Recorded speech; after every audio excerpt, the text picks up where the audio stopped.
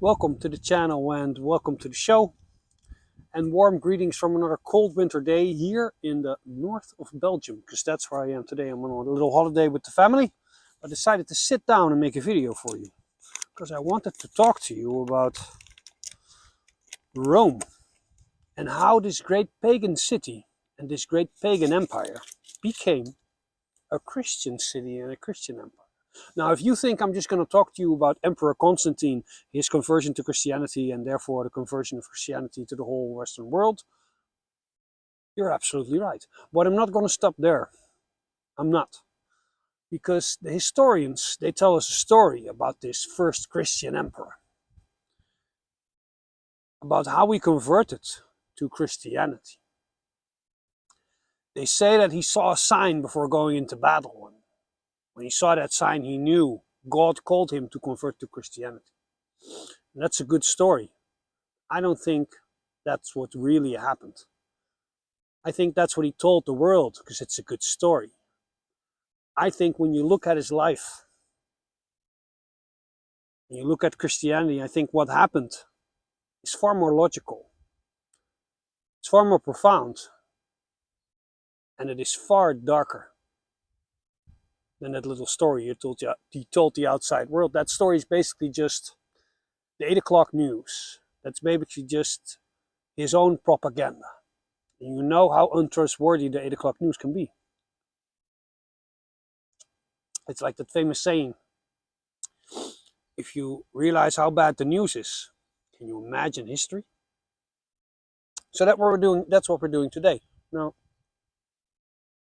first off, I'm going to take you back in the day when Rome was still a pagan city. Lots of diversity when it comes to spirituality, and there was a small sect called Christianity. They didn't have much power, but that all changed in the 3rd century. Because then we had an emperor who converted to Christianity and who made it the official religion. Like I said, historians said he did this because of power, which could very well be true. He did this because of a sign from the heavens before he went into battle, which is a good story, but I don't think that's true. If you look at his life story, I think it's inevitable that this man searched out Christianity. Let me explain. He is most famous for killing his own wife. But it doesn't stop there. The more you get into this story, the uglier it gets. One day his wife came home and she told the story how his son tried to have his way with her sexually. This infuriated Constantine the Great. So he had his son executed by poison. And when his son was dead, his advisors told him, "Sir, you might want to check if that story that your wife told you is actually true." And that he did. And then he found out that the story wasn't true. The actual truth is that his wife tried to seduce his son, but his son rejected her. He just found out that he killed his own son and that it was all his own mistake. Now that's one thing, but the second thing is, well, now he also has to kill his wife. But he can't just give her poison, he has to make an example of her. So he put her in a bathtub, tied her down, and had his men make a fire underneath the bathtub. So his wife was literally boiled alive, which sounds like an excruciating death. Now, why is it so important? I think when you do a thing like that, kill your firstborn son and kill your wife in a gruesome manner, that leaves a stain on your soul. That leaves guilt. Maybe you think this first Christian emperor was just a psychopath. And, you know, a lot of people in positions of power can be psychopaths. But I say it doesn't matter who you are, who you think you are. When you do something that gruesome, it sticks. And when you feel guilty and rotten inside, what do? you start looking for solutions. You start looking for a higher power. You basically start looking for forgiveness. Now I can just imagine Emperor Constantine going through all the gods and all the temples in Rome and telling them, hey, I feel guilty, I feel black, I feel dark, I feel like shit, I need some help. And can you imagine? Can you imagine being the pagan priest or priestess who see the emperor walk in and says, listen, I feel really guilty, I feel really bad, and you look at him and you see the energy in his soul? What would you tell him?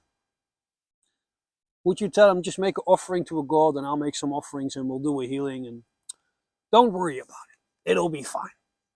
Or would you tell him the truth? Would you tell him straight to his face, the most powerful man in your world, that what you've done is something that you and only you must learn to live with? Now, if you want help, then I can help you with that process, but it is something that you must do yourself. You must find your own peace.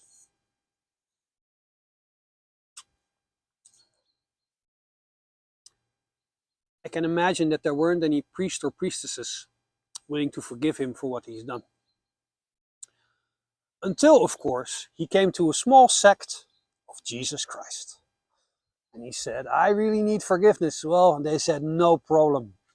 Just give your life to Jesus and all sins will be forgiven. Emperor Constantine was like, really? All sins? You mean even I can be forgiven? Sure. That's why he did. That's why he turned to Christianity. It's a very logical story of a man so guilty for killing his own wife and killing his own child that he not only gave his life to Christianity, he gave his city and his empire to Christianity. And when he did that, the Christians real quickly became a people who said they were persecuted, and sometimes they were, but they transformed into the people doing the persecuting themselves. In no time, heads of statues were rolling, because there was only one God now. That is the God of Jesus Christ. They had the same energy as the Taliban, destroying all those statues that weren't compatible with the gods. It's the same religious zealotry. If you don't believe me, if you don't believe in the destruction that Christianity brought to the classical world, look it up, Google. Google 1st century Roman art, which is immaculate and beautiful, and 3rd century Roman art, you know, when the Christians came. It looks terrible.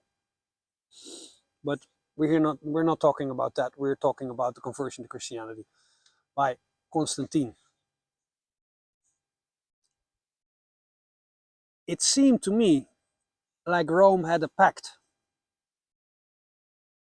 Honor the old gods and the gods will lift Rome up. Because this conversion happened in the 3rd century, and I believe the fall of Rome, at the top of my head, was around the 5th century. So they didn't last very long. So it feels like they had a pact with the gods, honor the gods and the gods will lift Rome up. And the moment they stopped doing that, things went to shit really fast. So if I, just me, a little old YouTuber here in the north of Belgium, was able to rewrite history, what would I write? I would write that there was one emperor who was so rotten that he killed his own son and his own wife, and he felt so bad about it that he sacrificed not only himself, but also his own city and one of the greatest empires that ever was, to the god of the sand people. Now that's a good story. Thanks for watching, and I'll see you in a week or 2 weeks.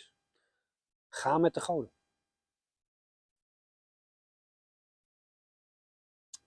Put my jacket on because it's cold as a motherfucker.